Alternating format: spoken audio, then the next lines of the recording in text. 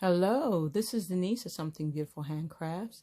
Welcome to Maker's Monday. And today I want to talk to you about notions.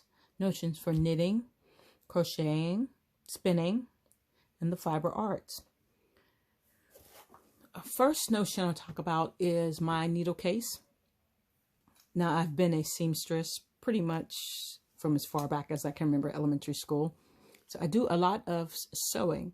And now I do a lot of sewing to go with my other fiber arts. Basically, I just make whatever it is I need for whatever it is I'm doing.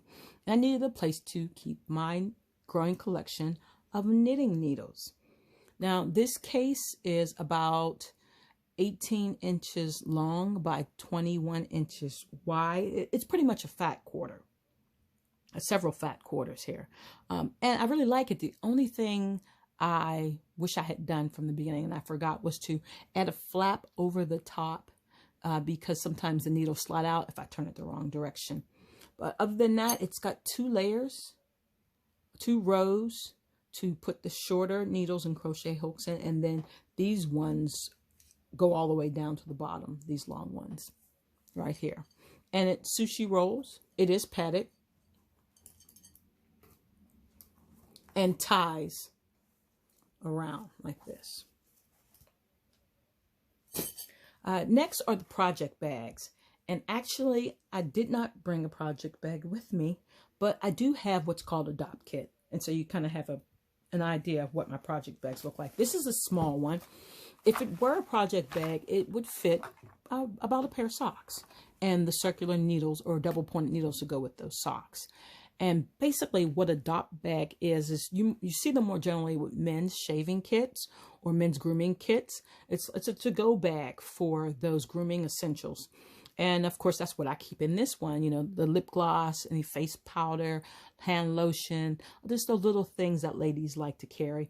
And this keeps it from free floating inside my purse. So I can just grab it if I'm not carrying a purse and leave it in the car. Or my book bag, or I can just grab this essentials to go from purse to purse. Like I said, if I was using it for knitting purposes, I would be able to fit a pair of socks in there. I'd probably be able to fit fingerless gloves. And this one's a little long, but I bet there are some of the spindles that you could probably fit in that if you just wanted to, but mostly knitting and crochet for this little bag. And it was a fat quarter too. I'm really into this fat quarter projects. Okay, what I do more than anything right now as far as notions are stitch markers. I've always loved making jewelry. I don't wear a great deal of jewelry, but I do have a lot of charms and beads. So I decided that I would make stitch markers because you can never really have too many stitch markers. And I always have more than one project going that requires stitch markers. I really like to make interesting stitch markers out of strange charms. This one is a turtle. Gotta try to zoom that out so you can see that well. I had a collection that were little sea themes, seashells, and things like that. It was really, really cute. That sold out really fast. Okay, these two right here. This is the angels. Trying to figure out how close to the camera I have to get them so you can see them clearly. And these are the peppermints. Yeah, if you want to see them, they're in my Instagram feed. One warning about the peppermints, though. Actually, two warnings, maybe three. First of all, they're very realistic looking. So if you're in a house with small children, you might not want to have them around because they are very realistic looking. Secondly, the glass beads, like the peppermints and the owls, are a little on the heavy side. So they're not really meant for lace weight work. I wouldn't recommend them for that. Okay. And maybe not the angels because they have those wings on them. So you just kind of have to pick the beads that are appropriate for your work. These are very lightweight. Most of the time, I like to put the beads on the 10mm jump rings because I think it allows for a greater range of needles though at request, if someone knows that they're only using, these particular stitch markers for lace weight work with thin needles, I can always put them on a different one. Now, the jump rings are geared towards knitters, of course, which is what I do the most now. But I started out crocheting, and so I'll always be a crocheter at heart. And so I have clasp and hooks and other closing methods for those who want stitch markers for crochet. I'm also doing a few of the orifice hooks from various different metals and beads in various different forms.